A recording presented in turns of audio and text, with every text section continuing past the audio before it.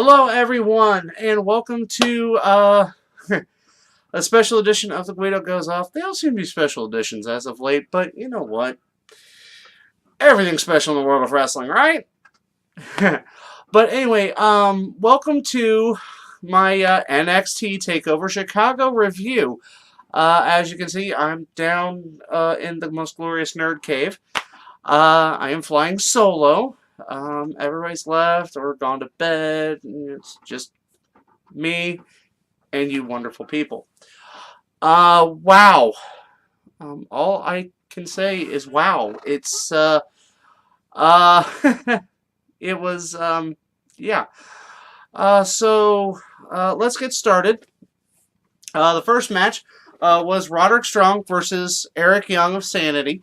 Of course, Eric Young had Killian Dane and, excuse me, Alexander Wolf in tow. And, Roddy's music had hit, and he pretty much snuck attack everybody. He came out through the crowd, attacked Killian Dane, then attacked Alexander Wolf, and then got in the ring. Good back and forth. You see the reasons why these guys were hired, and I can see that they're trying to build up Roderick Strong as a big name now. Especially, getting that in-depth, the personal stuff, with his fiance and his kid and all that. Roddy ended it with that pump handle back with that full Nelson backbreaker. One of his many backbreaker variations. And finally, Sanity eats a loss at the hands of your winner, Roderick Strong. We then went into one of the first of the 4 title matches of the night. It was Tyler Bate defending the United Kingdom Championship against Pete Dunne. A lot is expected out of these two guys, and they did not disappoint. For me, if you go like bell to bell as far as the match concerned, this was the match of the night. Tyler Bate, Pete Dunne, really showcasing their talents, and you had Jim Ross coming in. As many know, he did the UK special last night, that aired last night, and coming back to call this UK title match. It was actually nice because, JR comes in, and they see Tom Phillips and Percy Watson go, shoo, JR's got this. He can replace the whole team if need be, but he kept Nigel. Because Nigel brings insight. Nigel, for my money right now, is one of the best color men in WWE broadcasting right now. Corey Graves, though, Corey Graves has made, great strides. But Nigel's right up there. But Nigel's had a little more experience doing color than Corey Graves has, and so, but I'm digressing. It was great seeing JR and Nigel team up for this, and here's hoping that when they start airing the UK shows, that's going to be your announced team, because you don't need a 3-man team for this. You don't need a 3-man team at all. But I'm digressing from the fact that Pete Dunne and Tyler Bate, those two put on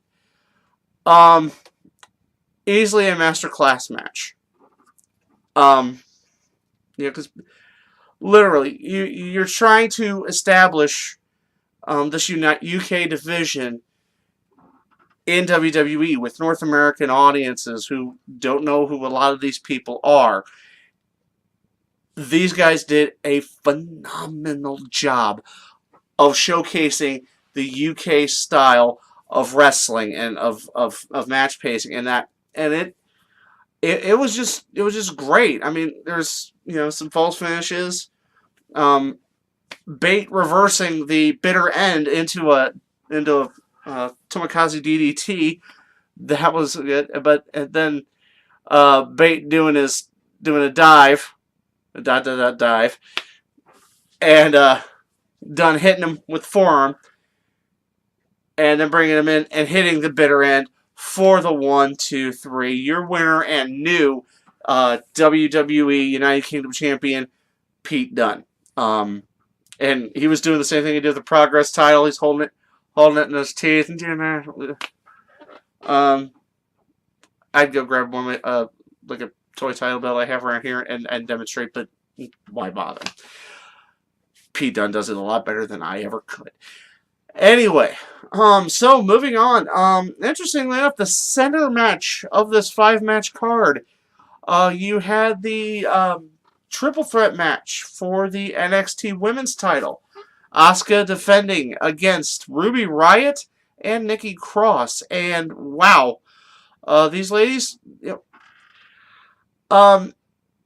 these ladies put on a really good match. But like, it's the result. It was great back and forth. All 3 ladies were showcased. The finish being after Ruby Riott hit a move, and then as Nikki Cross kicked out, it popped Ruby up for Asuka's sliding face kick, and then Asuka pinned both of the ladies. 1, 2, 3. Your winner, still NXT Women's Champion, Asuka. Now my friend Corey was here watching it with me, and we were discussing it, how you're still basically booking yourself into a corner. I mean, again, it just seems like no one can beat Asuka. No matter what kind of the odds in that, no one can beat Asuka. You booked yourself into this corner where if she does lose the NXT Women's title, nobody's gonna believe it. It's not gonna be. It's gonna be like, well, that happened. How'd that happen? Because she's literally beat anybody. Now I can understand, Nikki and Nikki Cross and Ruby Riott, especially because Ruby Riott made her television debut on NXT shortly before WrestleMania. I think it was the week before WrestleMania. Then she was inserted in that match with Roddy and No Way Jose and Ty Dillinger against Sanity. I can see where you want, to build up these ladies.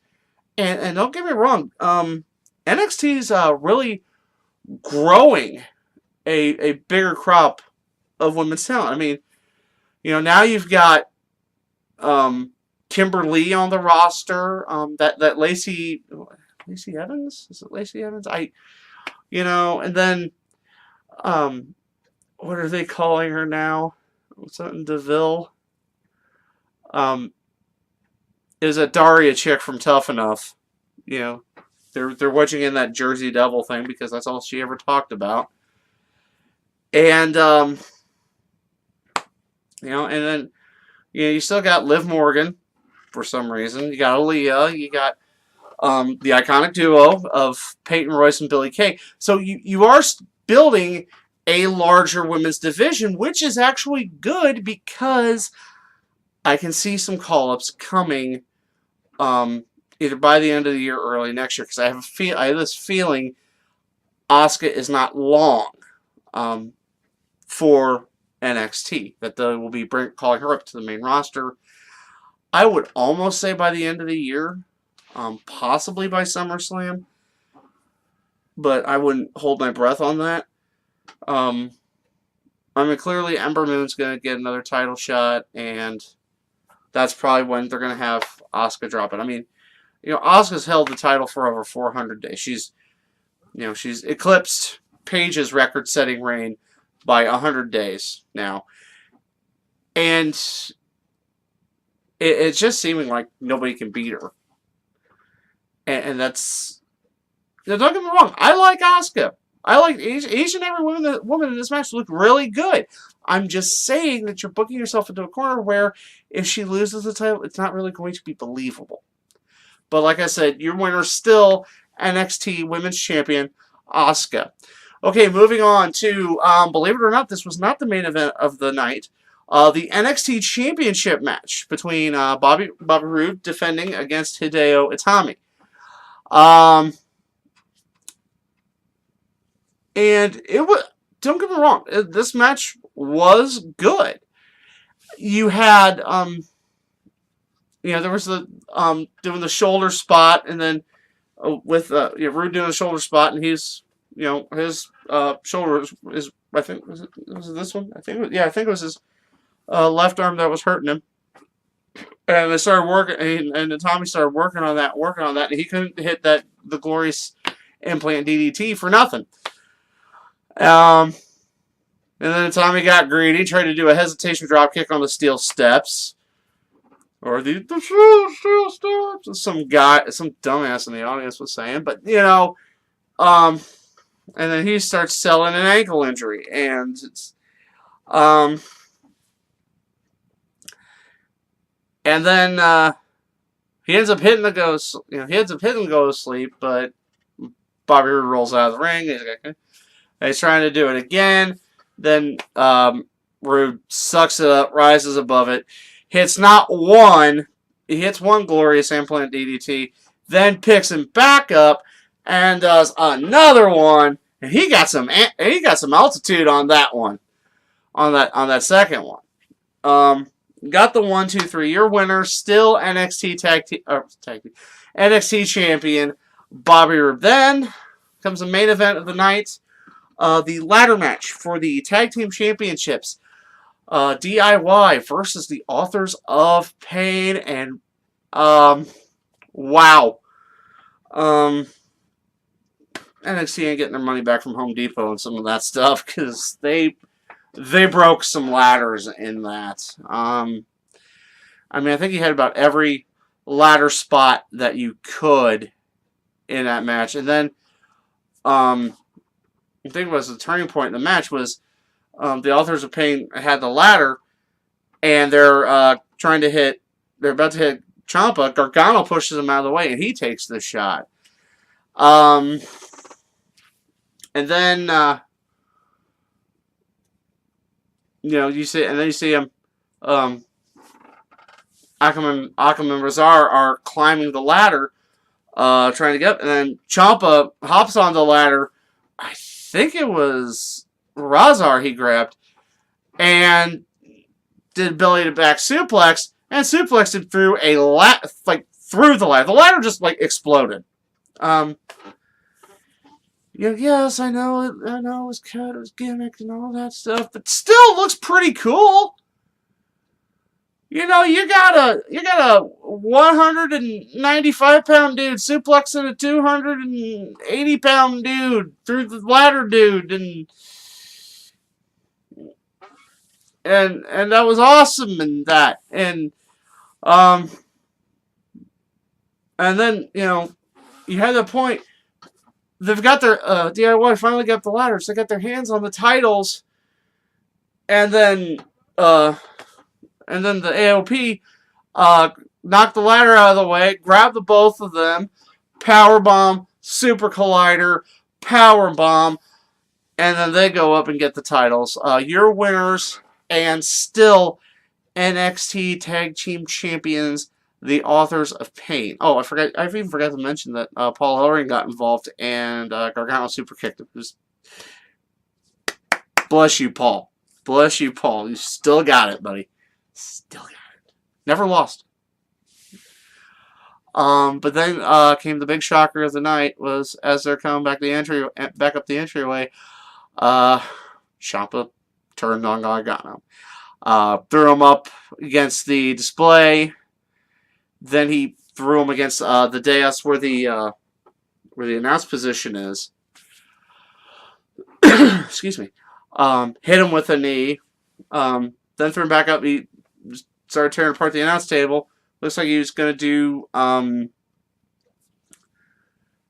the air raid crash on the announce table, but then decided to take it another direction, where they had some your tables with wires on them, off the other side of the platform, and hit the air raid crash from the announce table onto that. But but for me, the best part about it was that, like, after that first shot, you got Gargano, like, he's just reaching, trying to hug. You have that why moment. I loved it, you, Ciampa. I loved it, you. And honestly, I know it sounds like I'm mocking it, but I really think this was a really good heel turn. You don't see that too often. And I'm pretty sure this could get very interesting. A feud between the two, and exactly hearing from Ciampa about his motivation, and it's. I hate to say, I liked DIY as a tag team. Don't get me wrong. I bought the T-shirt. I bought into it, but it needed to happen. You needed some depth of these two. And I think these two are going to have a very, very wonderful feud. And I hope this leads to some singles goals for one, if not both of them, in the future. And so that is going to do it. Yeah, this one's going to be pretty short because I don't have anybody to bounce off of. I mean, here. Let me hear this. So, Cap, what did you think of NXT TakeOver Chicago? Great, now I look like a crazy person. Thanks! Back you go. So, what did you guys think of NXT TakeOver? What was your favorite? What was your match of the night? For me, yes, it was the UK Championship match because those two guys needed to step it up to like here. Okay, to like here. And they brought it to, I can hit the ceiling in here with where they brought it. And that, I mean, like I said, there wasn't really a bad match. But that's the thing, with NXT, with the takeovers, you seem to have this slow build. There's not like a cool down. I mean, you've got, if you're going by the card, you had the NXT Championship match in the death spot. But that's the thing, it doesn't seem like there's a death spot on the card, on any NXT TakeOver card at all. It's basically, it's just a ramp up every time. So maybe I guess your death spot would be the first match, which can't be horrible. I mean, you're setting the tone, and then you got the next. Like I said, it just builds and builds and builds and builds and builds. It's a wonderful thing to see a promotion do. And yes, you had your flippy shit. You had your ... dives and all that. But you know what? You also had some great wrestling in there, and you can never go wrong with all that put together.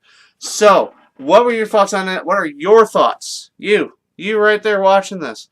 What are your thoughts on NXT TakeOver Chicago? What was your favorite match? What do you think could have been done better? Were you shocked by Ciampa's heel turn?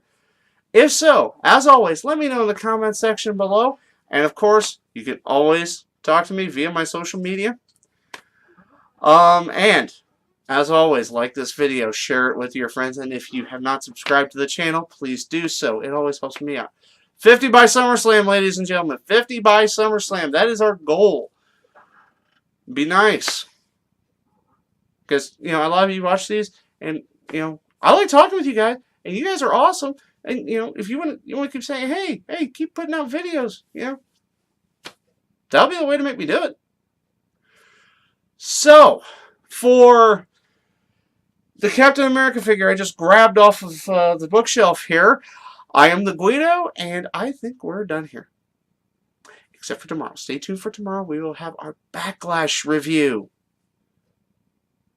Probably upstairs with more people out there in stars. Okay, now we're done here.